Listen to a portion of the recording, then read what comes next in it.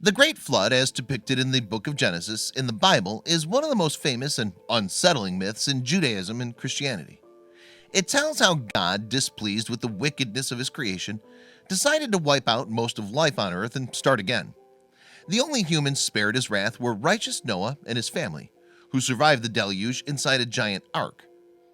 According to the Bible, the ark was large enough to hold 7 pairs of every clean animal and 1 pair of every unclean animal. But considering there are thought to be 8.7 million species of animals on the planet, there can be no historical reality to that claim. Indeed, no geological record of the claimed worldwide flood has ever been found, and the tale may have originated in an ancient Mesopotamian poem, the Epic of Gilgamesh. Nonetheless, many attempts have been made to establish Noah's Ark as a historical truth. In fact, people have been searching for its physical remains for more than 1,000 years. So far, no one succeeded. But now an online history channel on YouTube has a radical new theory, one backed by evidence it describes as compelling. The so-called Mystery History channel invites viewers on a quest to unravel the real story of our Earth.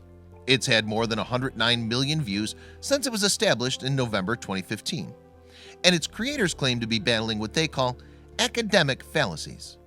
Their output includes videos with titles such as "Were the Pharaohs Ancient Aliens?"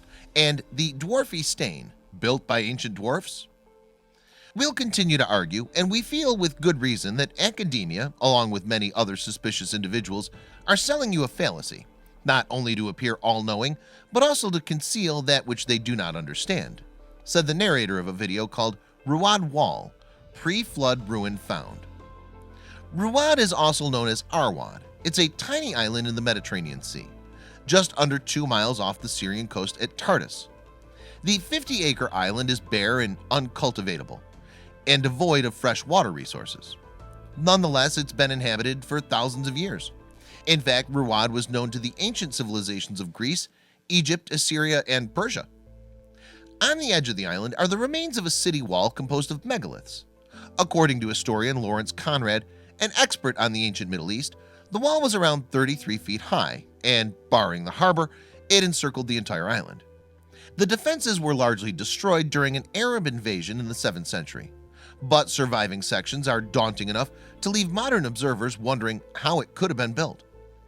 There have been numerous individuals of late attempting to explain away many of these enormous megalithic walls and buildings, said the Mystery History channel.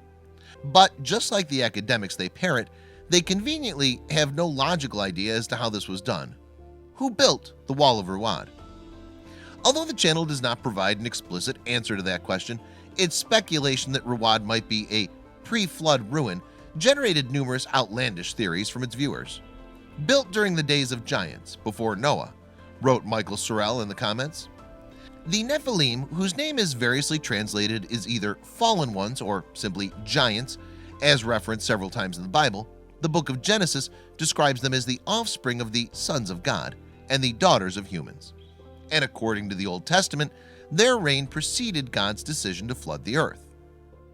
Today, the Nephilim feature a bizarre conspiracy theories which claim that some large ancient stone-built structures, such as Stonehenge, the pyramids of Giza, and indeed the Wall of Ruwad, were built by them.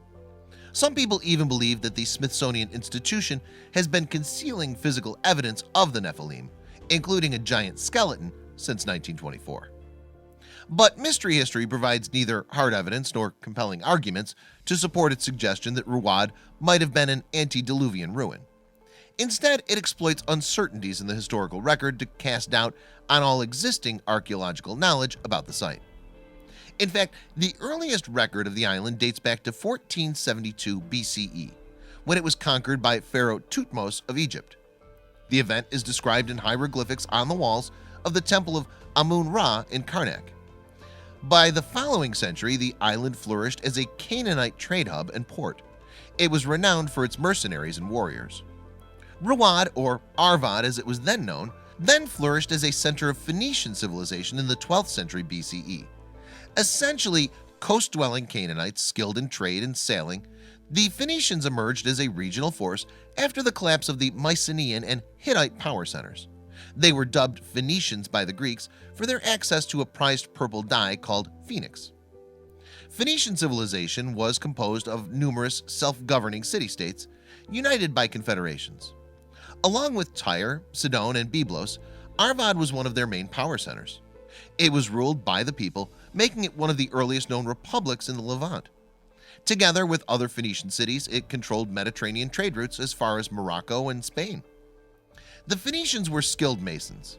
Some of their oldest structures, such as the walls of Rawad, were built from stone blocks up to 15 feet in length. Meanwhile, at the Phoenician site of Baalbek in Lebanon, a temple to Jupiter stands on 3 blocks, weighing approximately 1,000 tons each.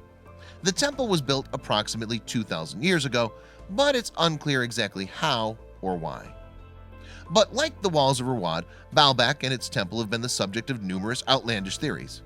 Some say that King Solomon constructed the temple for the Queen of Sheba, using the magical power of jinns, spirits, to help him. Others claim that biblical brother slayer Cain constructed it to take refuge from God's retribution. And yet another theory was posited by David Urquhart, a Scottish traveler who visited the site in 1860. The stones were so enormous as to shut out every other thought, and yet to fill the mind only with trouble, he wrote in his journal. Eventually, however, he arrived at an almost identical conclusion to mystery history. Baalbek, wrote Urquhart, must have been built before the Great Flood using the same technologies that built the Ark. However, archaeologists say that both Baalbek and the walls of Rawad were probably constructed using Roman building techniques. According to Marguerite van Es from the German Archaeological Institute, the rocks were likely to have been mined from natural fissures in limestone strata. They were then transported using a capstan, an ancient machine for lifting heavy objects, or perhaps a sledge. Ultimately, there is every reason to believe that humans built the walls of Rawad. Speaking to National Geographic magazine in 2013, Terry Hunt from the University of Oregon pointed that our ancestors were capable people. "We forget that ancient people are just as smart as we are," he said. "In fact, they may have been better focused. Indeed, given the scale and beauty of their constructions, the ancients appear to have been as skilled as they were inspired."